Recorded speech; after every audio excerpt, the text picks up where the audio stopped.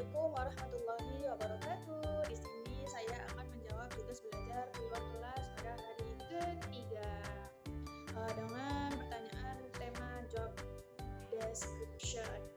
Apa yang harus dilakukan motivator apabila ada murid yang tidak mau masuk kelas? Di sini saya akan menjawab apabila ada anak yang tidak mau masuk kelas, maka kita sebagai motivator harus mengetahui apa penyebab dari anak tersebut tidak mau masuk kelas, serta bisa diajak komunikasi atau mencari tahu sebab, atau bisa juga dengan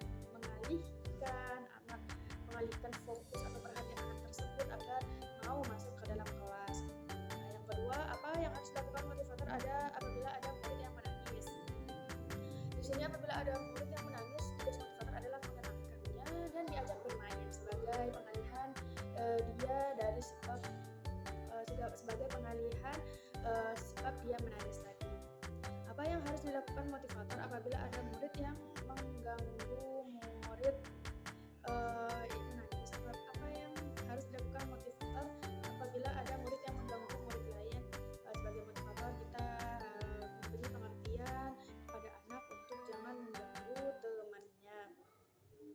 Apa yang harus dilakukan motivator apabila ada murid yang melamun? Berarti apabila dia melamun mungkin murid merasa bosan, maka sebagai motivator kita harus mengajak dia bernyanyi, berdialog, mengapa dia merenung, dan memberikan dia semangat agar belajarnya dapat berjalan sebagaimana diharapkan. Apa saja tugas yang harus dilakukan motivator secara periodik setiap minggu? Setiap minggu ialah motivator memberikan evaluasi. Apa saja tugas rutin yang harus dilakukan motivator setiap hari ialah melihat apakah anak sudah merasa fun learning atau anak merasa tidak fun learning di dalam kelas, maka itu adalah tugas setiap detik bagi motivator. Bagaimana cara motivator mengetahui karakter dan kesukaan anak? Ialah dengan mengajak dia bercerita atau berdongeng, maka anak akan secara tidak langsung akan memberikan apa yang dia suka, apa yang dia tidak suka, seperti itu. Oke, pertanyaan selanjutnya, apa target yang Oke, pertanyaan selanjutnya yang kedua yaitu apa target suasana dan kegiatan di kelas Bimba AYO yang harus dicapai oleh motivator? Tentunya adalah fun learning, small system, dan variation skill. Bagaimana cara motivator mencapai target atau tugas di kelas Bimba AYO yaitu dengan memperhatikan anak-anak apakah dia senang, apakah dia bosan, atau apakah dia semangat dalam mengerjakan modul. Apa tanggung jawab utama motivator yaitu membuat anak, memberikan hak anak bahwa anak itu adalah anak yang harus diajak untuk fun learning. Terus berikutnya yaitu apa yang harus dilakukan motivator untuk menjadikan suasana di kelas aman, yaitu dengan membuat anak atau motivator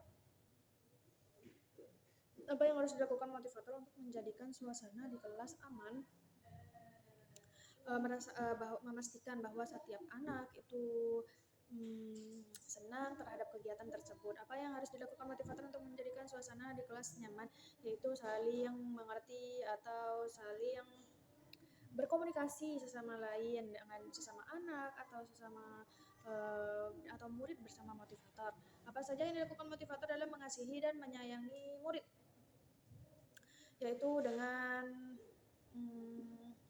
apa saja mengasihi dan menyayangi murid, yaitu dengan memberikan pujian, memberikan reward kepada anak. Apa yang harus dilakukan motivator untuk menjadikan kegiatan bermain sambil belajar menyenangkan?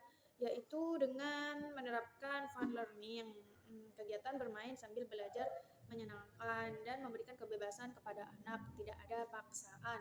Apa yang harus dilakukan motivator untuk memastikan anak melakukan kegiatan yang berhubungan dengan apa yang harus dilakukan motivator untuk memastikan anak melakukan kegiatan yang berhubungan dengan minat anak? Ialah dengan harus memantau.